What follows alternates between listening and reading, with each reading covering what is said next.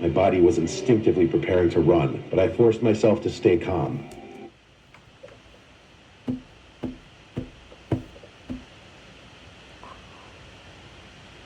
Okay.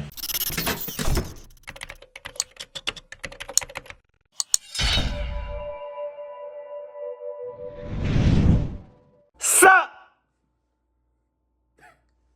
Though. Let's go. You got your snacks? Your cuddle buddy? Say something. Your snacks, your cuddle buddy, and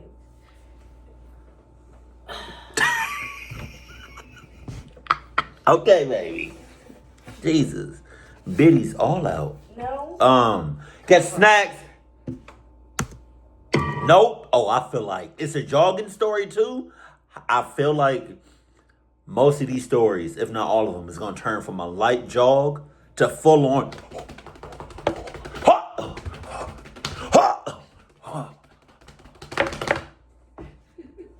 Baby. Okay.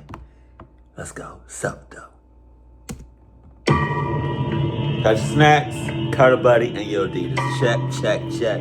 Baby girl, right! Zach Collins. I wouldn't call myself a very active person, but I do enjoy working out and running every now and then. Right. You know, to stay in somewhat good shape. All right. My friend Jay and I usually work out and run together, as Jay is always in shape and kind of trains me, if you will.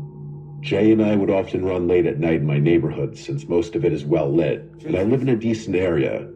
However, we stopped running in my neighborhood 2 months ago after this happened. The way my neighborhood is laid out is that there's a main road that connects to separate roads branching off, but ultimately they all connect back to the main road, which leads to a dirt path extending into local farms and larger properties. Right. This is important to understand the situation Jay and I were in. One night, we decided to run from my house onto a path that goes through the woods to one of the roads that branches off from the main road in my neighborhood. Okay. We plan to use that road to reconnect to the main road, then continue running to the dirt path before heading back to my house using the main road. God damn. All right. Hold on. Because you lost.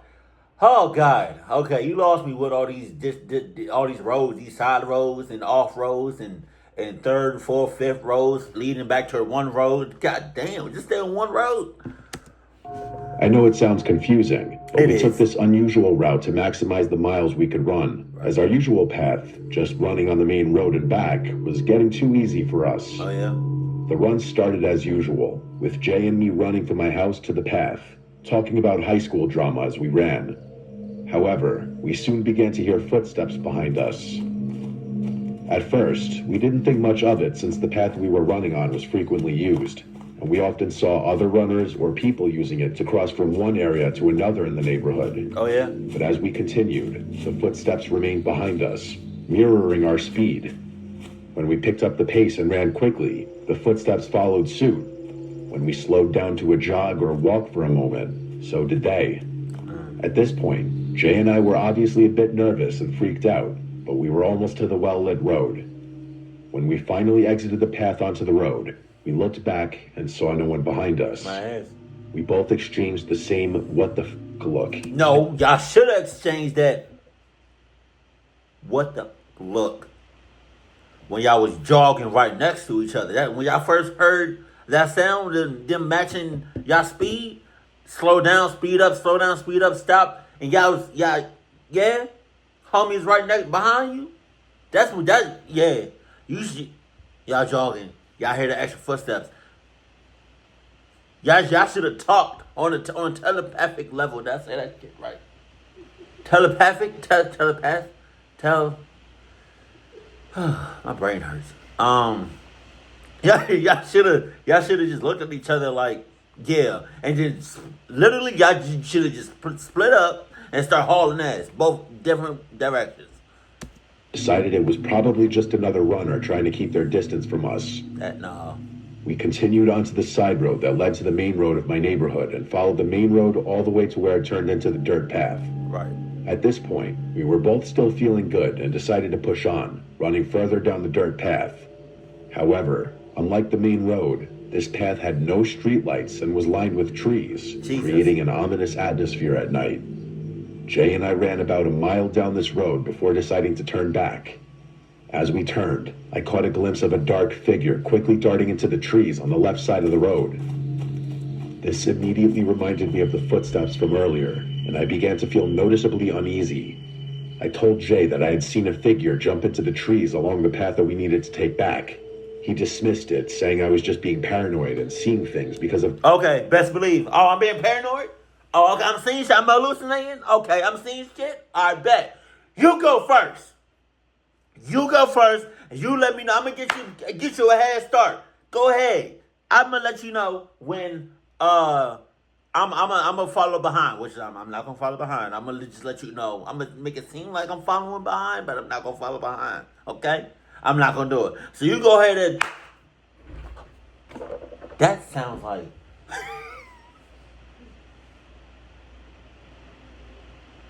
Did you jump a little bit? Huh? Oh, I did. Jesus. All right, we did. We all right. I'm just saying, Johnny. I'm gonna just let you go ahead first, and then I'm gonna follow behind, but I'm not. So. Yeah. How far we'd run. I almost believed him and started doubting myself, so we began making our way back to my house. I got fart. You heard it? You laughing? Sorry. Smells. Oh, I see your little toesies. Move your little toesies. No, I mean like shake them. Yeah, it's like on the edge. We ran past the spot where I had seen the figure with no issues, but just as we were about to reach the main road again, we heard rustling about 20 feet behind us in the trees. I didn't hear nothing. We turned around and saw a figure standing in the middle of the dirt road. Oh, Jesus. The figure was facing away from us and was dressed in a black hoodie, along with very ripped and dirty khaki pants and black shoes. At this moment, I was more scared than I had ever been in my life.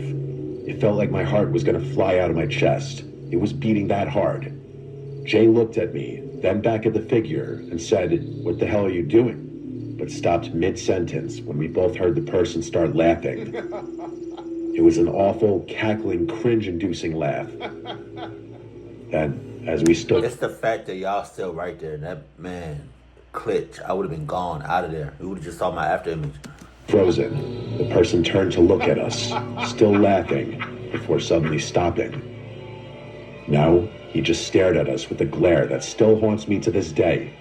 His wide eyes and pale face burned into my memory.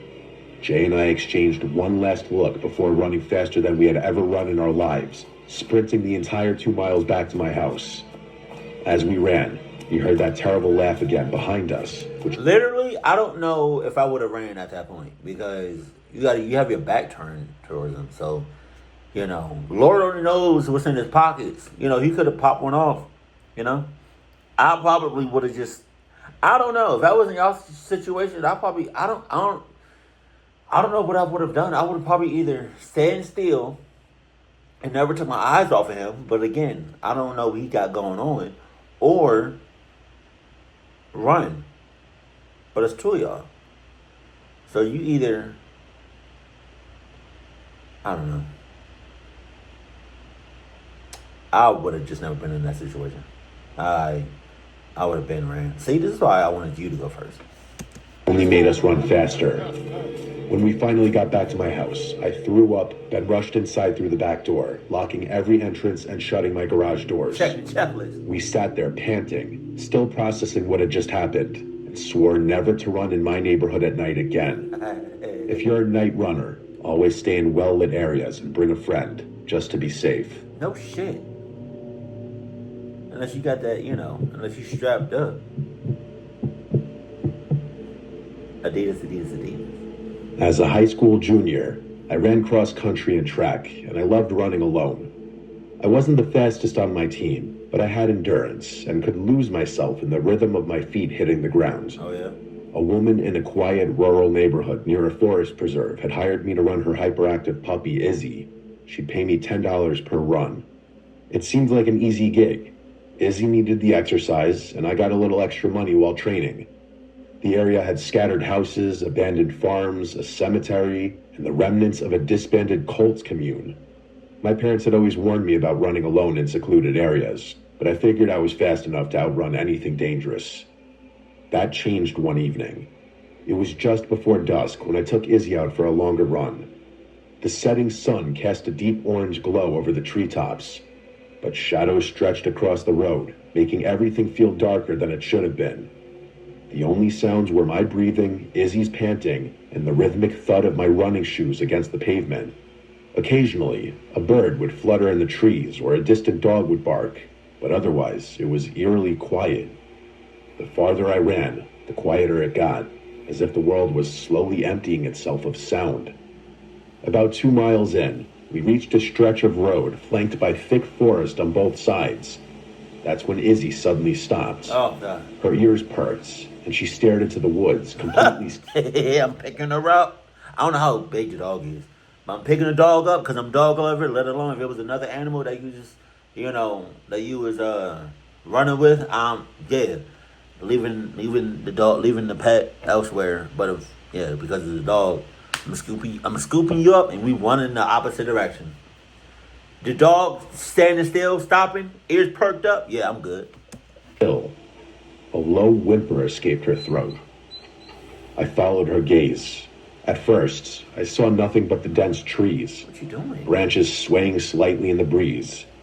But then, between two trunks, a man's face peeked out from behind a tree. Oh my God. He was short, maybe in his 30s, wearing a hat pulled low over his face, a thick jacket despite the mild weather, and gloves.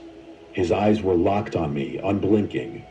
His stillness unnerved me, but I told myself he was probably just a hiker or a hunter. What? Still, something about the way he stood, like half hidden, watching silently, it sent a chill down my spine.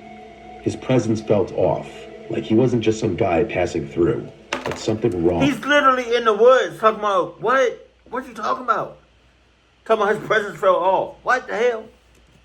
Something that shouldn't have been there at all. I gave him a polite nod, trying to appear unfazed, and I started to jog again. My heart was beating a little faster now, and not from the run.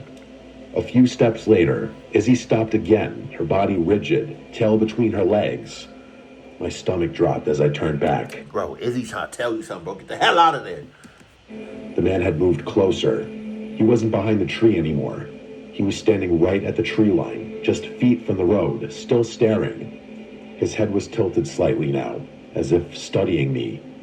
A sickening realization crept in. He wanted me to know he had moved. He wanted me to notice. I felt something cold slip down my spine. Pause. My body was instinctively preparing to run, but I forced myself to stay calm.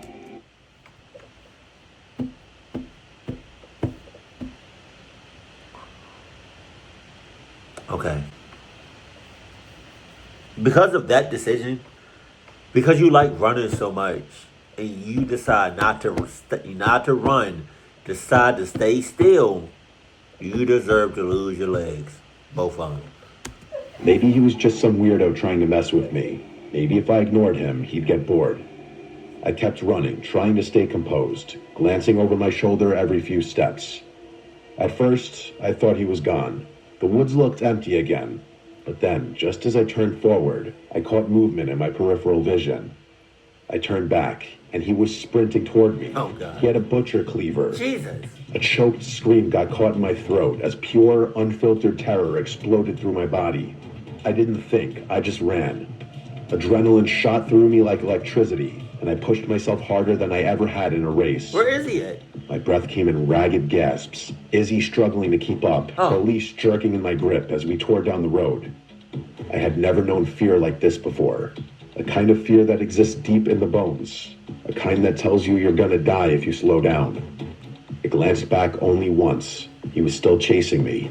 His face was twisted in pure rage, his mouth slightly open as if growling. The gleam of the blade catching the last rays of sunlight. He wasn't just running. He was running erratically, his arms flailing in unnatural motions, his legs moving almost too... Yo, for real? If Izzy's struggling to keep up with you, pick her up and follow on the run. Because you're not running at your full capacity. Fast, like something that wasn't used to running at all. That's when I realized he wasn't breathing. I could hear my own frantic gasps. I could hear Izzy panting. I could even hear the distant rustling of the trees, but not him. His footsteps thundered behind me, his pace matching mine, but there was no sound of breath, just that awful silence beneath the pounding of his boots. I reached a neighborhood and sprinted between the houses, zigzagging through yards hoping to lose him. My vision was blurring, my legs were screaming, but I couldn't stop. I darted behind a shed with Izzy. Finally, when I was sure we had put enough distance between us, I pressed myself against the rough wooden wall, gripping my knees, gasping for breath. Silence. I swallowed hard, my heartbeat still hammering in my ears. Slowly, I turned my head. At the top of the hill, he stood, watching. The cleaver dangled from his hand, his chest rising and falling as if he had just stopped running too, but he wasn't chasing anymore. He was just standing there, staring. We locked eyes. His face had no emotion now, no rage, just that blank, unsettling gaze, as if he had simply lost interest. A minute passed, then another. A car's headlights appeared in the distance, beams cutting through the dark, and just like that, he turned and walked back into the woods. No hesitation, no hurry, just gone. I didn't move for a long time. When I finally did, I took the longest route back to the woman's house, sneaking through the yard so I wouldn't be visible on the main road. My hand shook as I took my payment, acting like nothing had happened. I didn't tell her. I didn't tell my parents. I knew if I did, they would never let me run alone again. I don't know who he was. I don't know if he was part of the old cults, a drifter, or something else entirely. But I do know one thing. I never ran in that direction again. I would hope not. Clyde. Bonnie and Clyde. This is a story spanning nearly 7 years. Jeez, you just I now will try to be as straight. Stop doing it. So I be hearing some of these stories, and y'all talking about, y'all talking about this is a story that happened 10, 15 years ago. You just now telling the story. Why you didn't tell it right then and there? Jesus, stop waiting this long. Forward and to the point as possible. I live in a suburban neighborhood surrounded by rural countryside. There's nothing but open fields and winding country roads around it, and it's practically impossible to get anywhere without a car. It is a very beautiful place, but very secluded. As a result, I often feel confined here, which has only gotten worse during quarantine. The first time I remember seeing something suspicious was when I was 9 years old. My little brother and I, who was 7 at the time, were taking our dogs down towards the front of our street, near the main road. We were casually talking and not paying much attention to what we were doing. Suddenly, we heard somebody call to us, "Hey, come here." What? A big, white SUV was parked at the start of our street, and a man was sticking his hand out the window, motioning for us to come over. I remember distinctly that it was a tall, white guy with curly blonde hair. What? My little brother started to walk his way. Oh, no. You got it. You got it. You got it. If I can hear you, and you can hear us, why can't we just yell? Huh? What you say? What you need? Huh? Oh, okay, now. You go down the street, make 2 rights. Right? If you hit that grocery store that you gone too far, back up a little bit, back up. Right? Then come back to that same light and make a left. Then 2 lefts, then a right. If you hit Magic City, you went too far. Stopped him. I'm a very paranoid person, and I'd heard all the horror stories about kids being lured into vans, never to be seen again. I led us off in the other direction. And so you saw, you see your brother, your little brother, he said? He was starting to walk over to that van. You suck as a brother. You know about the dangers. You saw him walking? Why don't you just stop him in his tracks? Put your hand on his chest. You'd be like, "Hey, what the hell are you doing?" That's crazy. Why don't you just teach him your ways? Back to our house, while also keeping an eye on the guy in the car. When he saw that we were leaving, he turned his car around and drove off. Upon arriving home, I told my mom about it, but she dismissed it, saying he was probably just going to ask us for directions or something like that. It scared me a little at the time, but I didn't think much of it until now. A year later, during Halloween of 2014, another incident happened. Halloween. When did that clown epidemic happen? Was that 2015? Right? Yeah. No? Yeah. Black sedan was apparently following trick-or-treaters down the street. When a parent approached it, it tried to run them over before driving away and out of sight. Oh no. To make matters worse, the license plates appeared to have been taken off. I didn't see any of this myself, but some of the adults in the neighborhood had made a big stink about it, and I was given yet another "don't talk to strangers" lecture. People were especially sensitive about this kind of thing at the time, since the murder of Hannah Graham had recently taken place in my area. Fast forward another 4 years to summer break in 2018. Of what? Graham? Think about it, and I was given yet another "don't talk to strangers" lecture. People were especially sensitive about this kind of thing at the time, since the murder of Hannah Graham had recently taken place in my area. Hannah Graham?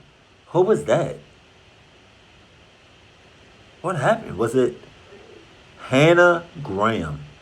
I gotta look that up. Fast forward another 4 years to summer break in 2018. Some neighbors of ours were out of town on vacation, and they asked me if I could pet sit for them while they were away. I had to go by 3 times a day to let their dog out, once in the morning around 8 a.m. What does that say?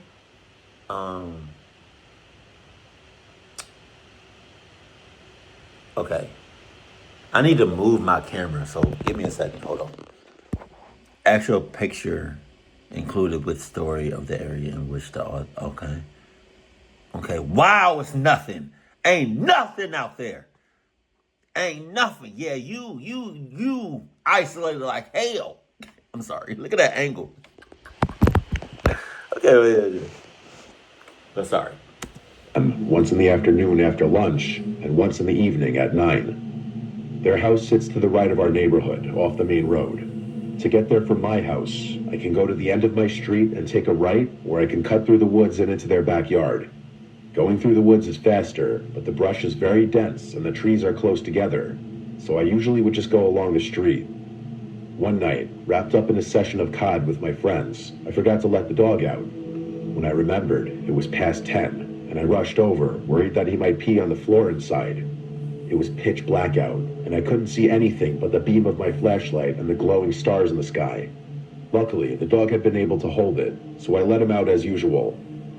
After he went, I brought him back in and was prepared to leave again when I looked out the window and saw a black sedan parked next to the driveway. This made me uncomfortable since I was pretty sure it wasn't there when I first showed up at the house. There were no other houses nearby, and I knew for a fact that the owners weren't coming back for another few days. After debating what I should do for a few minutes, I finally decided to go back and cut through the woods. I did so, and got back without issue. To play it safe, I cut through the woods for the rest of my time pet sitting, but I never saw the black car again. Now, these occurrences alone would not be enough to merit a story, but it's what happened recently that really terrifies me and makes me question whether these events might actually be connected. I run for the track team at my school, and since quarantine had prevented us from having practice, I go running every day on the roads around my house. My street isn't very long, so I often run off the main road and other connecting ones. For the first few months, everything was going fine. I would jog around for an hour, taking in the scenery and exploring the various different country lanes. But about a month ago, I was running back home on the main road when I noticed that a car seemed to be following me. I always run on the left side of the road, going towards traffic. This is so that if a car comes up behind me on a blind curve or in an area with low visibility, it won't hit me from behind where I can't see. The car, coincidentally a large white SUV, was on the other side of the road, going about the same speed I was jogging. This was especially odd because there aren't many cars on that road, and you can go much faster than on a busy one. Unsure of its intentions, I turned down a small side street with a cul-de-sac at the end. It didn't follow, so I ran down to the circle and went back home. However, the next day, it followed me again. This time, I saw it sitting at the start of a driveway, and it pulled out after me once I passed it. Like the day before, it followed me for about a mile before I turned down the same street, where it promptly drove off. A mile? This continued. Every day for a 10-day period, it followed me. 10 days? That same day we doing something. Like we throwing hands. I'm giving you some rounds. Like something's happening, so it's not gonna last no 10 days. That first day is the last day. At first, I thought that it might be going somewhere on a schedule that just happened to coincide with my runs. To test this theory, I decided to run an hour later than I usually did. The first day I tried this, it wasn't there. The next day, though, I was disturbed to see that it was once again following right behind me. This definitely unnerved me, but I was hesitant to tell my parents because I was worried they'd forbid me from running. Furthermore, it hadn't attempted to do anything yet, so I decided I could put up with it as long as I was careful and watched it closely. Oh yeah. On the 11th day of being followed, I turned down the side street to see a black sedan sitting at the end. At first, I thought nothing of it. There were a few houses on the street, and it likely belonged to somebody who lived there. But as I began to get closer, I noticed something odd. Underneath the car, barely visible, was the silhouette of a person. They barely fit and were huddled on the far side to avoid being seen. That's insane. I immediately got chills and ran off in the other direction, looking over my shoulder to make sure they stayed put. To make matters worse, I saw that white SUV, which usually drove away, was sitting at the top of the street, heading me in. I was feeling panicky now, and decided that I preferred the evil I knew to the one that I didn't. So I picked up the pace and tried to sprint by the SUV. When I was within a few feet of it, a man jumped out and ran after me. Jesus. I easily outpaced him, and thank God that my months of training had paid off. When it became clear he couldn't catch me, he yelled at me to come back and said he just wanted to talk.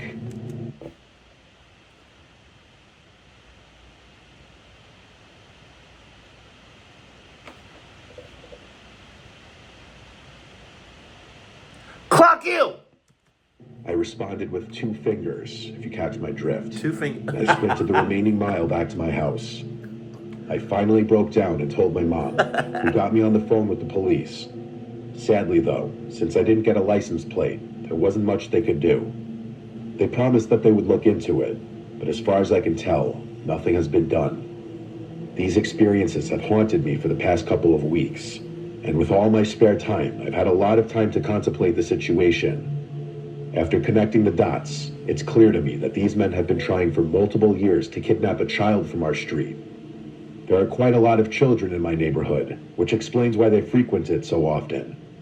It worries me that somebody less cautious than myself might find themselves in a similar situation and fall prey to these predators. I still have nightmares about the man who chased me down the street.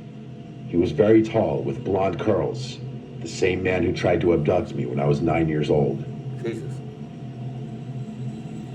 All I'm saying is, all these jogging stories, I'm glad that y'all was able to run, and y'all was in somewhat of a good shape. Because I knew for a fact that all these stories, y'all going to start off jogging and then end up hauling ass. I knew it for a fact, all 3 of these stories. Well, yeah, if you got like family members, that's younger than you, please, if you know about the checklist, if you know about Gattor's ways, then let them know, please.